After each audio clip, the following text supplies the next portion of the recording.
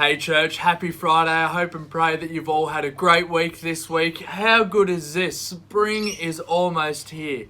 I don't know about you, but I love spring. And that's not just because I was born in spring, but I love that the weather starts to improve, it gets warmer, and everyone's mood also improves as sort of a result. And that's a win for everyone. I mean, I'm speaking to myself here. But I wanted to briefly all encourage you this morning with a thought from the prophet Habakkuk. Yes, I've been hanging out in the Old Testament prophets over the last few weeks in my reading time. And yes, Habakkuk is indeed a book in the Bible.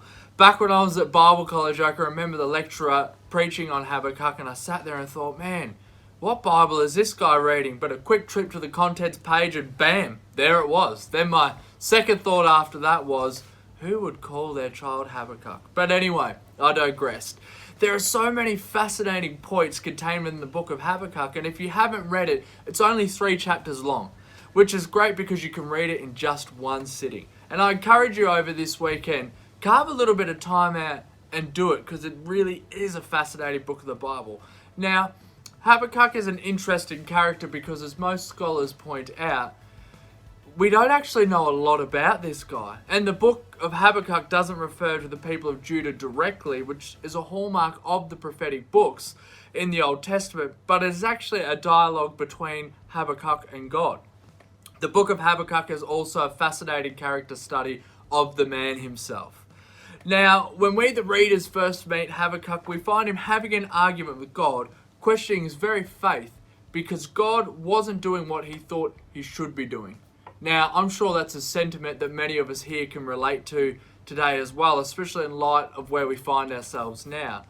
But by the end of the book, we see that he is a changed person. But where I wanted to encourage us from today is from Habakkuk chapter 2, verses 2 to 3, which is God's answer to him after he's been lamented to God about God using a wicked nation to punish a less wicked one. So we'll read together from Habakkuk chapter 2, verses 2 to 3.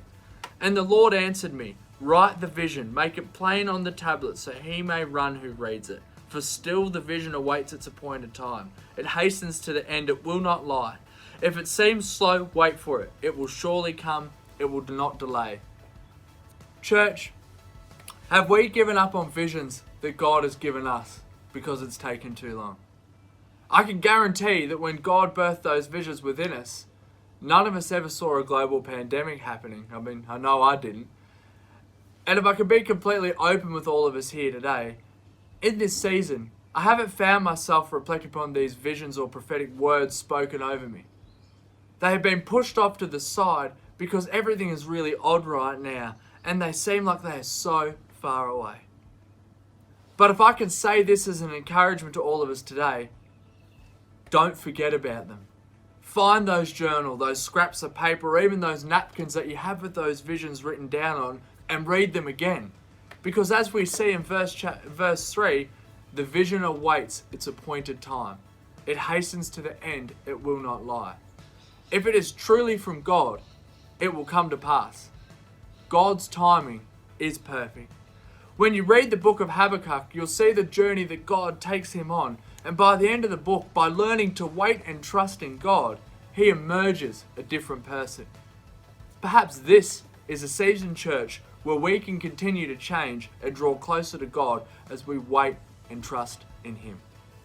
Have a great rest of your Friday, and I cannot wait to see you all in the comments at 10 a.m. this Sunday morning as we come together online as a community. Have a great rest of your day, church. God bless.